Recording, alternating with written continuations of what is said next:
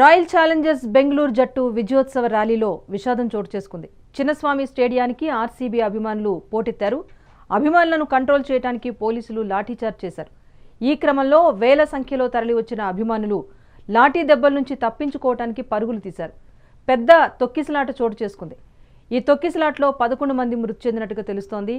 50 మందికి పైగా గాయాలవడంతో అందరినీ ఆసుపత్రికి తరలించారు. 18, 19, 20 నంబర్ గేట్లు ఓపెన్ చేయడంతో అభిమానులు ఒక్కసారిగా దూసుకొచ్చారు. ఇక అక్కడి నుంచి ఆర్సీబీ టీం స్టేడియంలోకి వస్తున్నారని తెలిసి 12 నెంబర్ గేట్ దగ్గరకు అభిమానులు పరిగెత్తుకుంటూ వెళ్లారు. భారీ తొక్కిసలాట చోటు చేసుకుంది. దీంతో అదుపు చేయడానికి పోలీసులు లాఠీచార్జ్ చేశారు. ఇదిలా ఉండగా ఆర్సీబీ టీంకు చిన్నస్వామి స్టేడియంలో సాయంత్రం 5 గంటల నుంచి 6 గంటల మధ్య సత్కార కార్యక్రమం ఉందని, అందువల్ల విధాన సౌధ, చిన్నస్వామి స్టేడియం సమీపంలోని రోడ్లపైకి సాయంత్రం 3 నుంచి 8 గంటల మధ్యలో రాకుండా ఉండాలి అంటూ బెంగళూరు పబ్లిక్కు ట్రాఫిక్ పోలీసులు ఆదేశాలు కూడా జారీ చేశారు. అయినప్పటికీ కూడా ఆర్సీబీ విజయంలో పాలు పంచుకునేందుకు అభిమానులు పెద్ద ఎత్తున చిన్నస్వామి స్టేడియానికి పోటెత్తారు. పరిమిత సంఖ్యలో పాస్లు ఇవ్వటం, పాస్లతో సంబంధం లేకుండా చాలామంది స్టేడియం లోపలికి గోడలు దూకి మరీ వచ్చే ప్రయత్నం చేశారు అభిమానులు. ఈ సమయంలోనే తొక్కిసలాట చోటు చేసుకుంది. దీనిపైన పలువురు ప్రముఖులు దిగ్భ్రాంతి వ్యక్తం చేస్తున్నారు.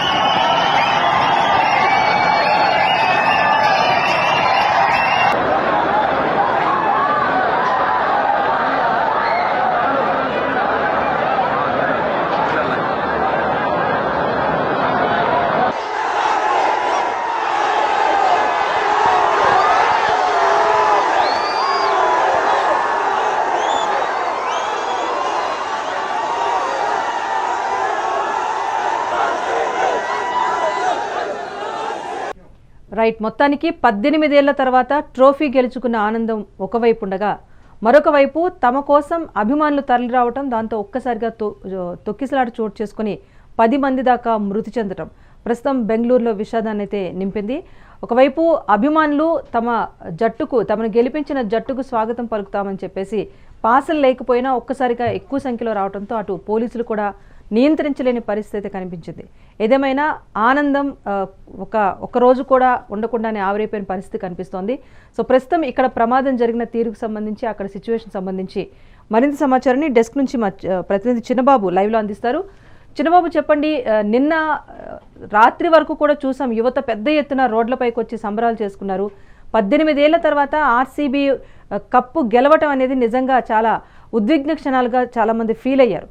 సో ఈరోజు అంత అభిమానంతో స్వాగతం పలుకుదాం అనుకున్న సమయంలో ఇలాంటి ఒక ప్రమాదం చోటు చేసుకోవటం, అసలు ఘటనపై సంబంధించి అటు పోలీసులు ఏం చెప్తున్నారు, ఈ ఘటన జరగడానికి కారణం ఏంటని చెప్తున్నారు?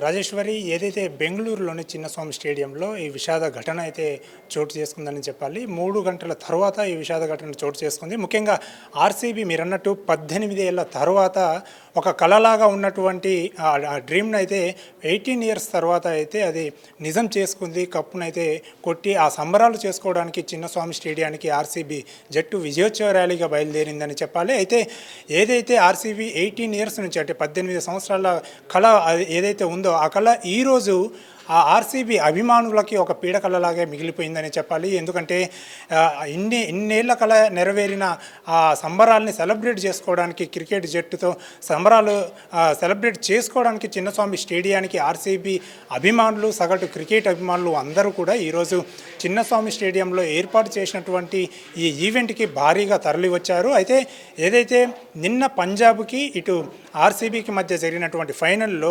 ఉత్కంఠభరితమైనటువంటి మ్యాచ్లో ఆర్సీబీ ఆర్సీబీ విజయం సాధించిన తర్వాత దేశవ్యాప్తంగా కూడా పలు నగరాల్లో ముఖ్య నగరాల్లో అలాగే విలేజెస్లో కూడా ఆర్సీబీ ఫ్యాన్స్ పండగ చేసుకున్నారని చెప్పాలి. మనం చూసాం ఇంతకుముందు ఇటు ఛాంపియన్స్ ట్రోఫీ కానీ అలాగే వరల్డ్ కప్ కానీ one day world cup T20 world cup గెలిచినప్పుడు దేశవ్యాప్తంగా సంబరాలు చేసుకోవడాన్ని మనం చూసాము.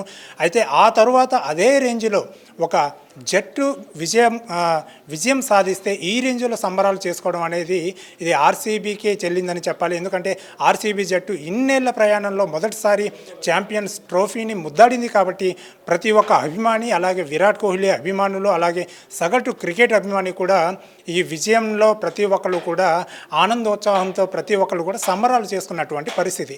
అయితే ఈ సంబరాలు ఈ ఆనందము ఎంతోసేపు నిలవలేదు. ఎందుకంటే 24 గంటలు గడిచేలోపే ఏదైతే ఈ సంబరాల్ని అభిమానుల మధ్య ఈవెంట్ సెలబ్రేషన్స్ చేసుకోవాలని చెప్పేసి ఇటు ఆర్సీబీ జట్టు యాజమాన్యం భావించిందో ఇది చిన్నస్వామి స్టేడియంలో ఏర్పాటు చేసినటువంటి ఈ సెలబ్రేషన్స్కి ఈరోజు భారీ ఎత్తున కూడా క్రికెట్ అభిమానులు ఆర్సీబీ ఫ్యాన్స్ కూడా భారీగా తరలి వచ్చారు. అయితే ఇలా మధ్యాహ్నం 3 గంటల నుంచి రాత్రి 8 గంటల వరకు కూడా ఇటు బెంగళూరులోని పోలీసు కూడా ట్రాఫిక్ డైవర్షన్స్ పెట్టి అంటే చిన్నస్వామి స్టేడియం ప్రాంగణంలో ఆ సరౌండింగ్స్లో ట్రాఫిక్ డైవర్షన్స్ పెట్టి ఎటువంటి పెద్ద వెహికల్స్ రాకుండా అలాగే అక్కడికి క్రికెట్ అభిమానులు ఎవరైతే ఆ చిన్నస్వామి స్టేడియంకి పాసెస్ కలిగి ఉన్నారో వాళ్ళని మాత్రమే అలో చేయడానికి ఇటువంటి చర్యలు రూల్స్ కూడా పెట్టారు, ఇటువంటి చర్యలు కూడా తీసుకున్నారు.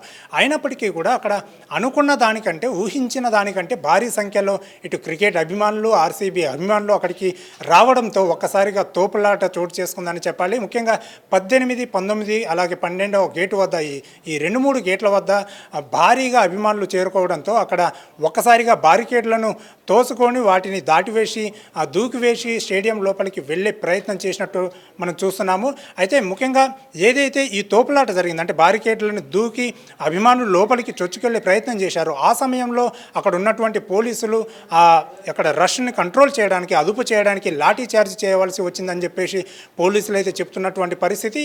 ఏదైతే పోలీసులు లాఠీ చార్జ్ చేయడం స్టార్ట్ చేశారో ఆ టైంలో ఇటు లాఠీ దెబ్బల నుండి తప్పించుకోవడానికి అక్కడ ఉన్నటువంటి అభిమానులు అందరూ కూడా ఒక్కసారిగా పరుగులు తీయడము అలాగే ఆ పరుగులు తీసిన సందర్భంలోని తొక్కిసలాట చోటు చేసుకోవడం. ఈ తొక్కిసలాటలో 15 ఏళ్ల బాలుడు 4 మహిళలు అలాగే దాదాపు 11 మంది మృతి చెందినట్టు ప్రస్తుతం అయితే మనకు సమాచారం అందుతుంది. దాదాపు 50 మందికి పైగా కూడా తీవ్రంగా గాయపడ్డారు. అయితే గాయపడిన వారిని వెంటనే అక్కడ అంబులెన్స్లోని దగ్గరలో బౌరింగ్ హాస్పిటల్లోకి తీసుకెళ్ళినట్టు సమాచారం అందుతుంది. అక్కడ వాళ్ళకైతే చికిత్స అందిస్తున్నారు.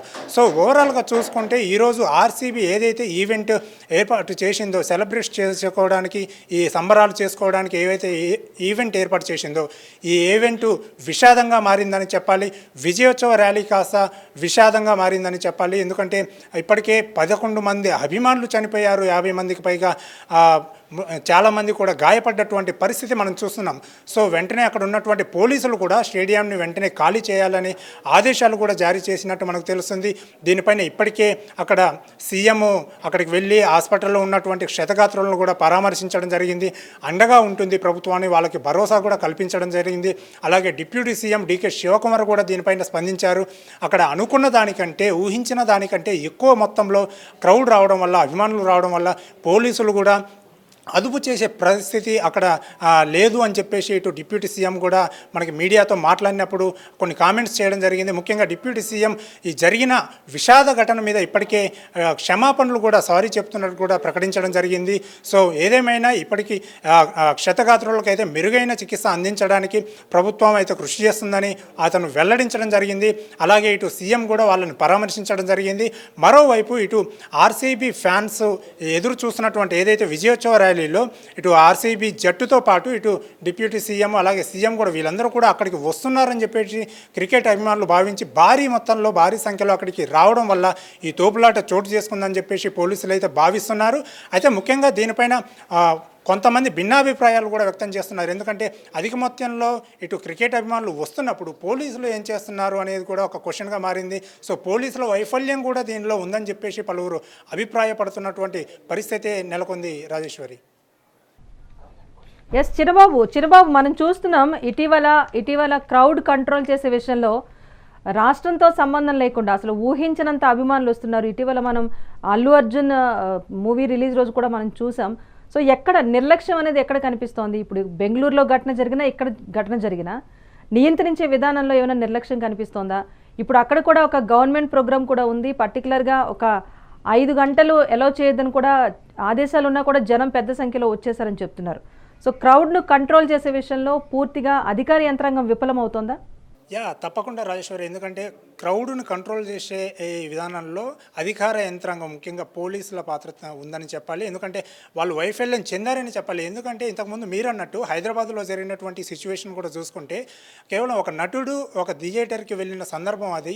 సో అతన్ని చూడడానికి అనేక సంఖ్యలో అక్కడికి అభిమానులు వచ్చి అక్కడ తొక్కిసలాట జరగడం, ఆ తర్వాత పుష్ప పరిస్థితి ఎలా అయిందో మనం చూసాం. ఆ తర్వాత కోర్టుకు వెళ్ళడం అల్లు అర్జున్, ఆ తర్వాత బెయిల్ బయటికి రావడం, ఇటువంటి సందర్భాలు మనం చూసాము. అంటే హైదరాబాద్ లాంటి మహానగరంలో ఇటువంటి సిచ్యువేషన్ జరిగినప్పుడు ఇంకా అనేక చోట్ల కూడా ఇటువంటి ఈవెంట్స్ ప్లాన్ చేసినప్పుడు అక్కడ గవర్నమెంట్ ప్రోటోకాల్ కూడా ఉంది. సో వాళ్ళు 3 గంటల నుంచి 8 గంటల వరకు అక్కడ ఎవరిని కూడా అనుమతించకుండా వెహికల్స్ని ఒక రూల్స్ కూడా కట్టుదిట్టమైన రూల్స్ కూడా కఠిన చర్యలు తీసుకుంటూ అక్కడ రూల్స్ ఏర్పాటు చేశారు. సో అయినప్పటికీ కూడా ఈ తొక్కిసలాట జరిగిందంటే తప్పకుండా అక్కడ పోలీసుల వైఫల్యం ఉన్నట్టు మనకైతే కనిపిస్తుంది రాజేశ్వరి. ఎందుకంటే అక్కడికి వచ్చిన అభిమానులందరూ కూడా ముఖ్యంగా వీళ్ళు జట్టు యాజమాన్యం కూడా కొంతమందికి మాత్రమే పాసులు ఇచ్చినట్టు మనకు తెలుస్తుంది. అయితే పాసులు ఇచ్చిన వాళ్ళే కాకుండా పాసులు లేని వాళ్ళు కూడా క్రికెట్ అభిమానులు అక్కడికి వచ్చినట్టు తెలుస్తుంది. సో వాళ్ళందరూ వస్తున్నప్పుడు మరి ఈ పాసులు చూడకుండా పోలీసులు ఏం చేస్తున్నారనే క్వశ్చన్ కూడా తలెత్తుతుంది. సో వాళ్ళని అక్కడి వరకు ఎలో చేయడము, అంటే పాసులు ఉన్న వారిని ముందుగా లోపలికి ఎలో చేసినప్పుడు పాసులు లేని వారు బయటికి వచ్చి అక్కడ ఉన్నప్పుడు ఇటువంటి సిచ్యువేషన్ జరుగుతుందని ముందుగానే పోలీసులు ఎక్కువ క్రౌడ్ వచ్చినప్పుడు ఊహించి ఉండవలసి ఉంటుంది. వాళ్ళు ముందు ప్రత్యామ్నాయంగా వాళ్ళు ముందుగానే వాళ్ళందరినీ అక్కడి నుంచి వెనక్కి పంపిస్తే, అంటే కొంచెం దూరం వెనక్కి పంపించినప్పుడు ఇటువంటి సిచ్యువేషన్ జరిగి ఉండే అవకాశం ఉండదు కదా అని చెప్పేసి పలువురు నిపుణులు కూడా భావిస్తున్నారు. సో అంటే తీరా అభిమానులందరూ కూడా అక్కడ గేట్ల దగ్గరికి వచ్చిన తర్వాత వాళ్ళందరూ అక్కడ ఉన్న రష్ అందరూ ఒక్కసారిగా నెట్టుకొని తోపులాట జరిగినప్పుడు పోలీసులు లాఠీ చార్జ్ చేయడం అనేది ముఖ్యంగా ప్రతి ఒక్కరు కూడా తప్పుపడుతున్నారు. ఎందుకంటే లాఠీ చార్జ్ చేస్తే అందరూ కూడా వెళ్తారు వెనక్కి అని చెప్పేసి పోలీసులు లాఠీ చార్జ్ చేశారని చెప్పేసి భావిస్తున్నప్పటికీ కూడా లాఠీ చార్జ్ చేసినప్పుడు ఒక్కసారిగా ఎక్కడోళ్ళు అక్కడ పరిగెత్తడము, ఒకళ్ళ మీద ఒకళ్ళు పడి ఇట్లా తొక్కిసలాట జరగడం అనేది ఇక్కడ 11 మంది ప్రాణాలు పోవడానికి కారణమైందని చెప్పాలి. ఎందుకంటే సో ఆ టైంలో పోలీసులు కూడా కొంచెం వాళ్ళని ముందు నుంచే వాళ్ళకి అక్కడ వస్తున్న క్రౌడ్ని కంట్రోల్ చేసి ఉంటే ఇటువంటి సిచ్యువేషన్ అయితే జరిగి ఉండేది కాదని చెప్పేసి పలువురు విమర్శలు కూడా చేస్తున్నటువంటి పరిస్థితి అయితే నెలకొంది రాజేశ్వరి. చిన్నబాబు, అయితే ఒకటి స్టేడియం ఆక్యుపెన్సీకి మించి పాసెస్ జారీ చేశారన్న వార్త కూడా బయటకు వస్తుంది. అట్ ద సేమ్ టైం మీరు చెప్పినట్టుగా పోలీసుల నిర్లక్ష్యం కూడా ఉంది. యాక్షన్ తీసుకునేటప్పుడు క్రౌడ్ను దృష్టిలో పెట్టుకోలేదు అన్నది మరొక అంశంగా వస్తుంది. సో మొత్తానికి ఘటన జరిగిపోయింది, దాని తదనంతర పరిణామాలు కూడా చూస్తున్నాం. అటు కార్యక్రమానికి సంబంధించి ఏమైనా షెడ్యూల్ చేంజ్ అయ్యిందా? ఇంకా అక్కడ కట్టడి చేసే ప్రయత్నం ఎలా ఉంది? సిచ్యువేషన్ ఎలా ఉంది ప్రజెంట్ బెంగళూరులో? అయితే ఏదైతే ఈ ఘటన జరిగిందో ఈ ఘటన జరిగే సమయానికి అప్పటికే పాసులు ఉన్నటువంటి క్రికెట్ అభిమానులు ఆర్సీబీ ఫ్యాన్స్ ఎవరైతే ఉన్నారో వాళ్ళందరినీ కూడా లోపలికి ఎలో చేయడం జరిగింది.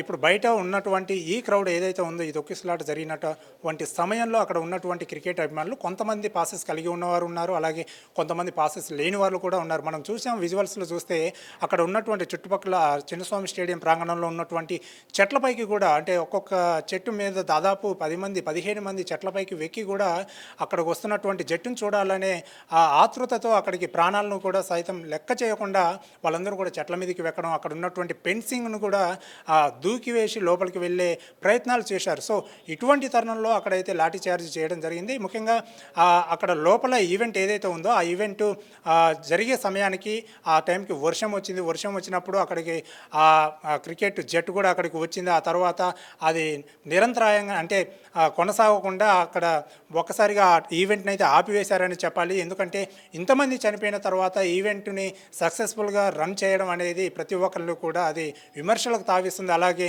ప్రతి ఒక్కరిని కూడా జరిగినటువంటి ఘటన అక్కడ బాధాకరమైన ఘటన కాబట్టి ఆ ఈవెంట్ని ఇప్పటికీ క్యాన్సిల్ చేసుకున్నారు. పోలీసులు కూడా ఆ స్టేడియం వదిలివేసి వెనక్కి వెళ్ళాలని చెప్పినటువంటి పరిస్థితి నేపథ్యంలో అక్కడ ఉన్నటువంటి క్రికెట్ అభిమానులు కూడా ఇప్పటికే వాళ్ళ ఇంటికి వెళ్ళడం జరిగింది.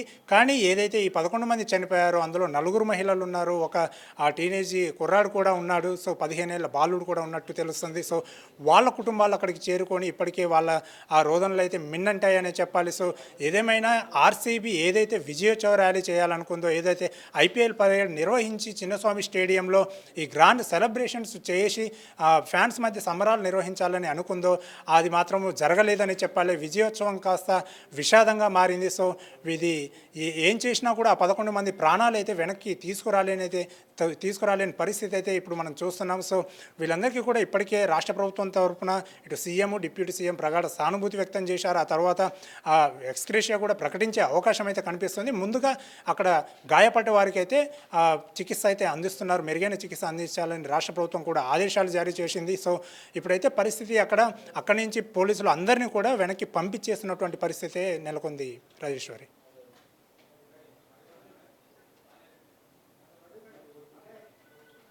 ఘటన జరిగిన తర్వాత పరిస్థితి కాస్త సద్దుమణిగిందని చెప్తున్నారు. సో ప్రభుత్వం ఈ ఘటనకు సంబంధించి ఏమైనా ఆదేశాలు జారీ చేసిందా? ఇప్పటివరకు అయితే డిప్యూటీ సీఎం అయితే ఈ జరిగిన ఘటన చాలా విషాదకరమైనది. సో అక్కడికి వచ్చిన క్రౌడ్ ఏదైతే ఉందో, అంటే పోలీసులు అంచనాకి మించి కూడా క్రౌడ్ అధికంగా వచ్చిందని చెప్పేసి ఆ డిప్యూటీ సీఎం డీకే శివకుమార్ మాట్లాడినటువంటి మాటల్లో మనకు తెలుస్తుంది. సో అలాగే ఈ జరిగినటువంటి ఘటన మీద అతను క్షమాపణలు కూడా చెప్పడం జరిగింది. ఇటువంటి ఘటన జరగడం అనేది చాలా బాధాకరమైన విషయం. ఇది ప్రతి ఒక్కరి మనసును కూడా కలిచివేస్తుంది. సో దీనిపైన ఇప్పటికీ ప్రగాఢ సానుభూతి కూడా ఆయన వ్యక్తం చేసినటువంటి పరిస్థితి. ఇటు సిద్ధరామయ్య ఏదైతే 50 మంది క్షతగాత్రులు, అంటే భారీగా గాయపడ్డటువంటి, అంటే అక్కడ తీవ్రంగా గాయపడ్డటువంటి క్షతగాత్రులు ఉన్నారు, అభిమానులు ఉన్నారు, వాళ్ళందరికీ కూడా దగ్గరలోని హాస్పిటల్లో చికిత్స అందిస్తున్నారు. సో అక్కడికి వెళ్ళాడు ఇటు సిద్ధరామయ్య సీఎం కూడా అక్కడికి వెళ్ళి వాళ్ళని పరామర్శించడం జరిగింది. సో ప్రభుత్వం తరపున తప్పకుండా మెరుగైన చికిత్స అందిస్తాము అని చెప్పేసి భరోసా ఇవ్వడం జరిగింది. వాళ్ళ కుటుంబాలకు కూడా ఆయన భరోసా ఇవ్వడం జరిగింది. సో ప్రస్తుతం అయితే రాష్ట్ర ప్రభుత్వం తరపున ఇంకా అక్కడ మృతుల సంఖ్య పెరగకుండా అక్కడ ఏదైతే గాయపడ్డ వారు ఉన్నారో వాళ్ళని కాపాడేందుకు తీవ్రంగా ఇటు వైద్యులు కూడా ప్రయత్నాలు చేస్తున్నటువంటి పరిస్థితి అయితే నెలకొంది. కానీ జరిగిన సంఘటన చూస్తే మాత్రము మృతుల సంఖ్య ఇంకా పెరిగే అవకాశం ఉన్నట్టు మనకైతే కనిపిస్తుంది. సో ఏదేమైనా ఈ ఘటన పట్ల ప్రతి ఒక్కరు కూడా దిగ్భ్రాంతి వ్యక్తం చేస్తున్నారు రాజేశ్వరి.